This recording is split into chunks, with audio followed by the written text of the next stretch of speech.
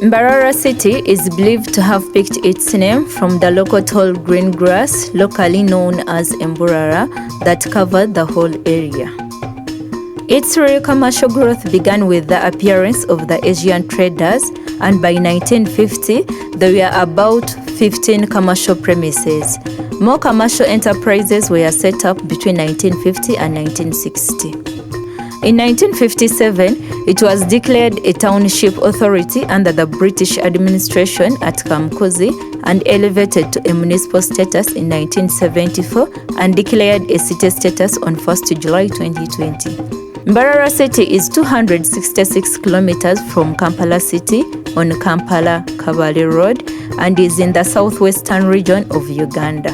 Its exact location can be geographically determined as longitude 30 degrees 37 east and latitude 0 degrees 36 south. It generally lies at an average altitude of 1,432 meters above the sea level.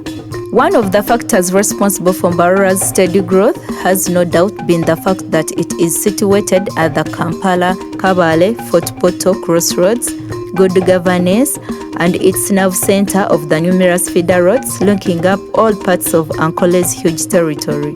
Being a conurbation of other towns in the western region and a gateway to the Great Lakes region, it has continued to grow from strength to strength because of its favorable location.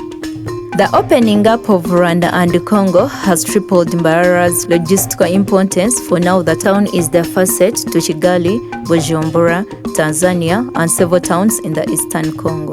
The provisional population of Mbarara is around 195,013 people on an area of about 449 square kilometers. It is made up of different groups of people, and these include children, men, youth, women, the elderly, and people with disabilities. The ethnicity of Mbarara consists of Baganda, Bachiga, Batoro, Banyarwanda, Nubians, and other tribes, but it is mostly predominated by Banyankole. There are several sectors in Mbarara City, and these include the service sector, industry sector, education sector, business sector, construction sector, agriculture sector, tourism, among others. All kinds of initiatives have been put in place to enhance the better performance of different sectors which are operating within the city. Government through grants has made it possible for Mbarara municipality to grow into a city, which was achieved on 1st July 2020. Mbarara City now is made up of two divisions, that is Mbarara City North and Mbarara City South, which are subdivided into 23 wards, which are also made up of 187 zones. Mbarara City is aiming at being an inclusive and self-sustainable city as its vision and through different sectors and departments, and working towards realization of its mission as manifested in the quality of services that it renders in infrastructure development like roads, health, education, street lighting, and so many others. Mbarara is majorly a commercial city whose economy is largely dependent on the private sector. It, however, possesses a huge industrial potential, being the gateway for East and Central African countries like Rwanda, Burundi, and DRC, and owing to the availability of land. Its construction sector is growing at a high rate, and the city administration has focused on physical planning alignment at an early stage. To facilitate commerce and trade, Mbarara City has created several markets for traders to transact businesses on particular days. For example, Mbarara Central Market under the Markets and Agricultural Trade Improvement Project MATIP was successfully completed and officially opened on 19th March 2022, and it's one of the biggest markets in Mbarara City. Commerce is carried out in form of wholesale and retail trade and is mainly by private practitioners.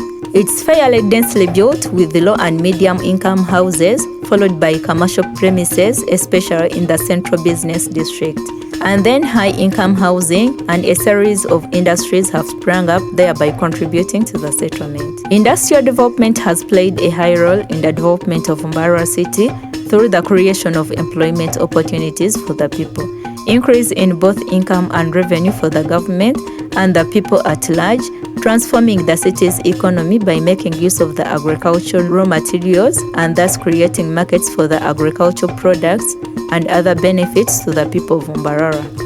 The achievements under the health sector are divided into infrastructure-related developments, curative services, prevention, and awareness. Under the preventive health services, awareness towards Keep Mbarara City Clean was muted, and this resulted in a mass acceptance of the privatization of garbage collection policy, which has greatly enhanced the cleanliness of the city. The city education sector, whose enrollment stands at 30,000 pupils, distributed in 48.52 ratio of males to females, is manned by 768 teachers. Apart from intensified inspection of schools to achieve value for money on all projects, inspection geared towards improvement of academic standards in public schools has been a focus. And because of this, so many universities have come up, both government and private universities.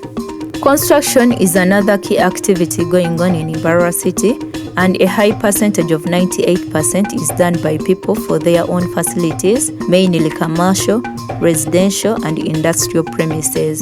The few construction activities of Mbarara City authorities are being carried out on contract or tender basis.